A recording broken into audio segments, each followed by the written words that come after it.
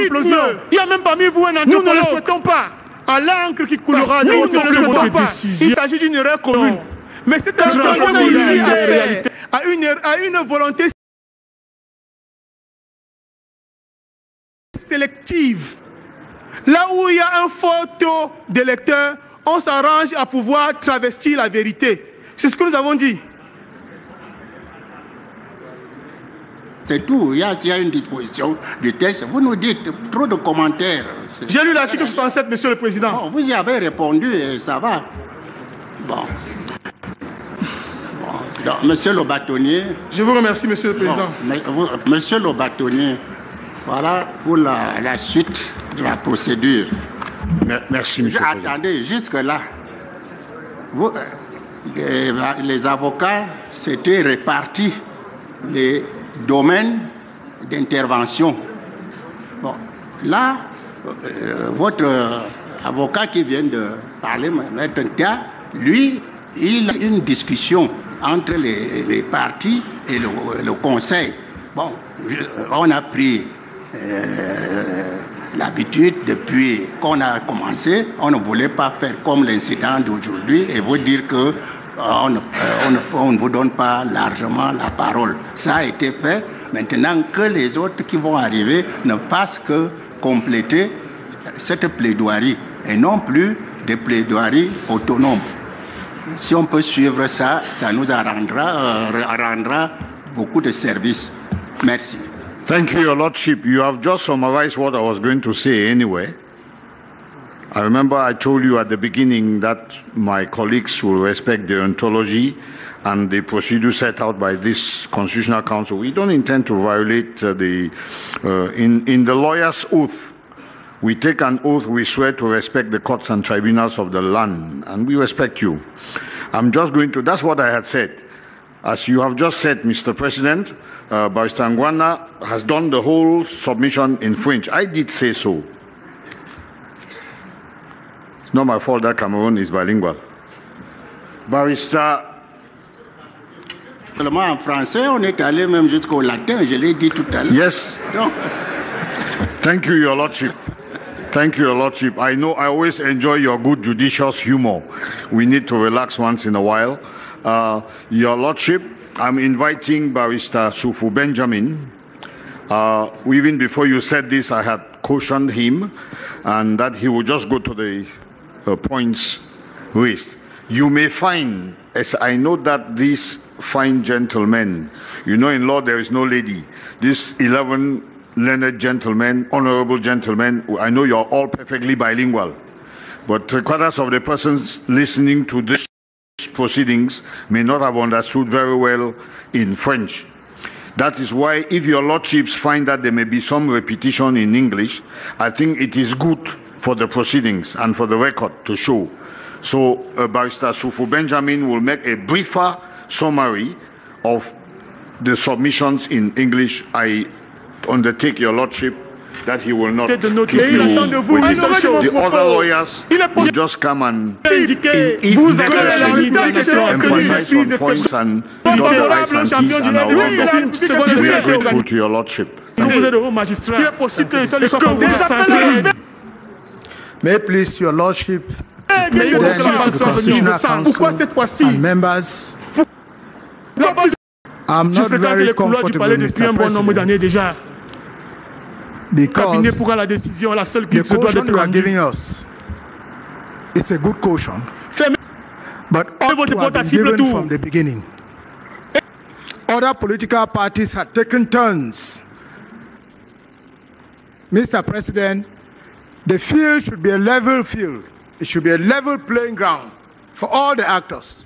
For 2 days, one political party has been doing political rallies here.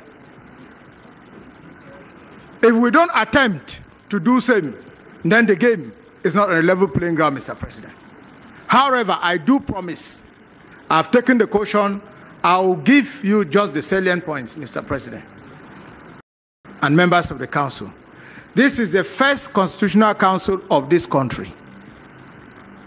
You are called upon to write history.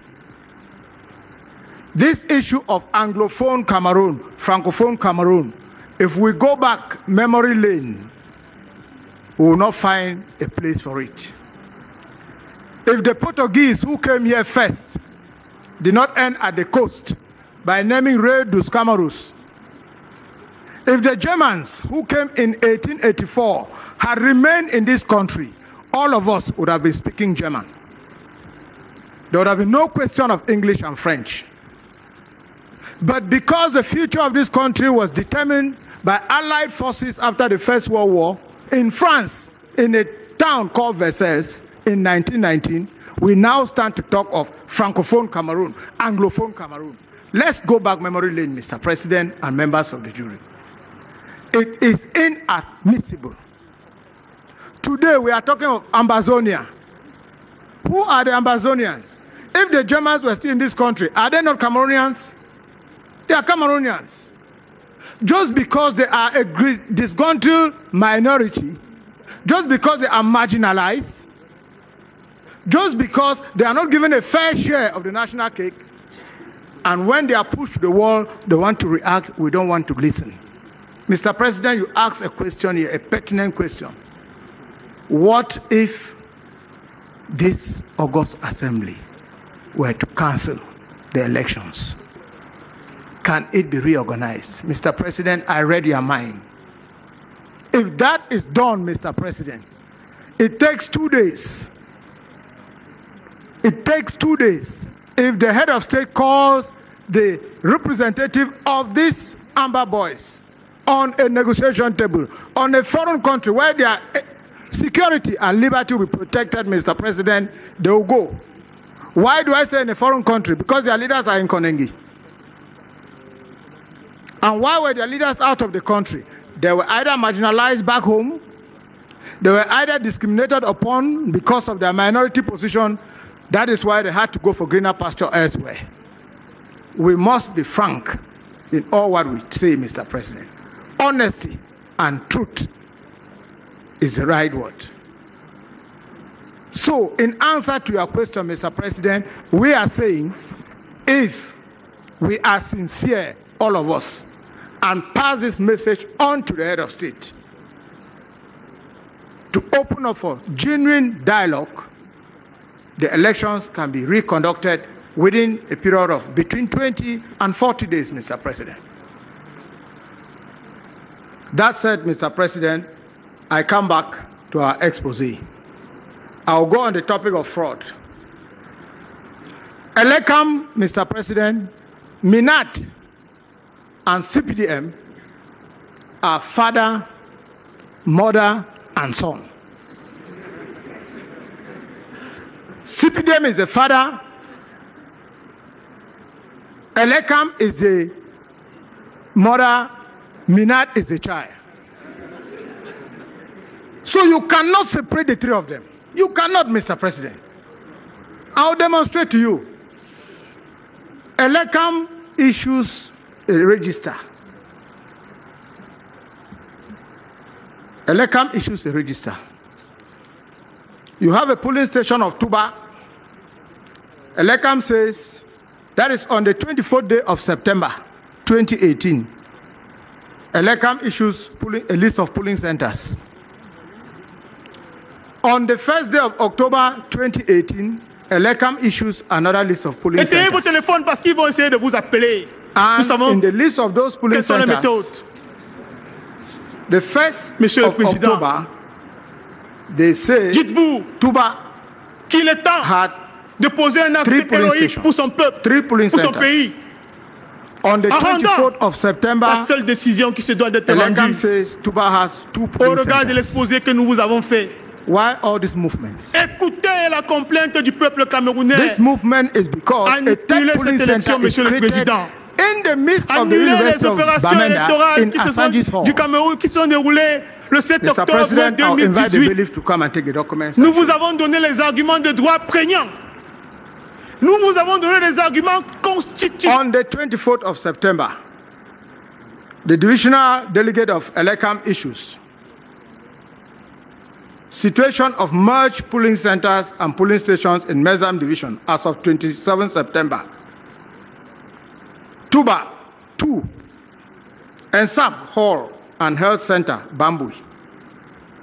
for 86 polling stations. On the first day of October, the regional delegate of Elekam issues an order. Tuba subdivision, 3 polling centers, GPS Bambui, Asanji Hall, Yuba, and GS Sabga.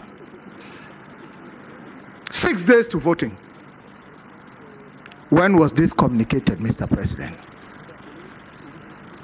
The 3rd polling center was created as an organized plan of rigging, stuffing of those boxes. Mr. Bailiff, please hand this to the President. Those are documents coming from the person who is said to be independent and who is called upon to organize elections. And because he's the wife of the CPDM and the son of Minat, there's no complaint from any of them. No complaint comes from either way. That goes to further buttress the aspect of fraud, Mr. President.